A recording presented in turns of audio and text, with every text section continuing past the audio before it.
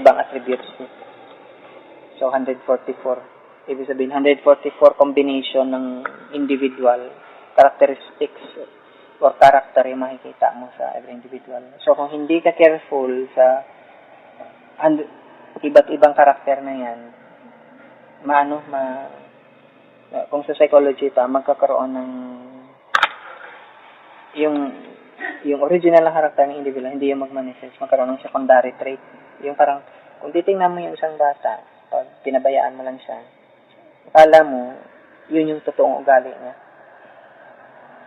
Ang totoong ugali niya, hindi pa yung lalabas, later pa yun. Pag naging comfortable na siya, na acceptable siya.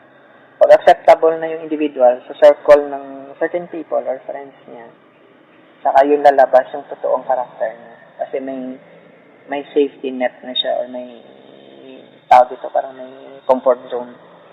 Saka yun lalabas. Kaya sa mga psychological test na iba, minsan nire-repeat yung test.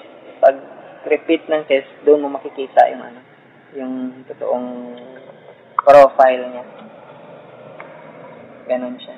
So, kasi may tawag dito, may ugali tayong yung skilled tayo na learn natin sa parents at sa grandparents. Skilled tayo mag-create ng deceptive na personality profile natin. Kaya nga, dapat psychologist yung nag-conduct ng test. Kasi pwede kang i-deceive ng nag-take ng test na it appears na kung titingnan mo, parang siya nga, akala mo siya nga, pero hindi, iba yun. Ano lang yan, merong acceptable level ng expression ng ugali niya. Hindi ba yun yung ugali niya? So, ganun yun. So, ngayon, yung purpose ng yung alignment pala, pabalik tayo. Yung alignment dun is dapat alam mo yung ng tao. Kasi may mga certain preference yung individual. Now, sabi natin hindi naman yun scientific kasi parang hindi naman yata tinuturo yan sa school. Well, hindi lahat ng ituturo sa school. Tapos, yung ituturo lang sa school is yung acceptable lang. Okay? So, katulad yan, hindi acceptable dati yung knowledge. Pag nakikita mo yung aura, yung etheric body ng individual, hindi yun dati acceptable. In fact, superstition yun. Sa mga mga child's play. Ngayon, nakikita na nila and na-integrate sa field ng medicine. So, paano yan? It took them 1,000 years, 100 years, para maintindihan yung ganun.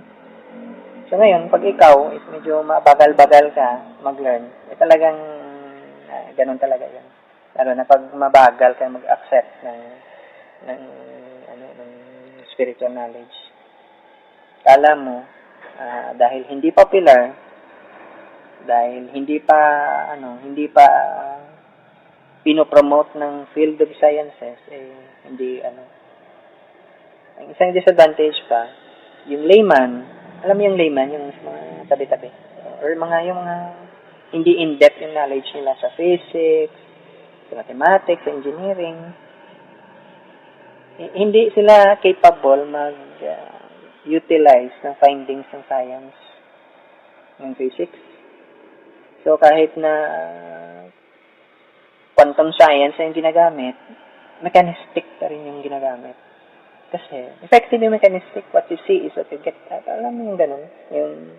Posible yun kasi violation yun ng acceptable na standards.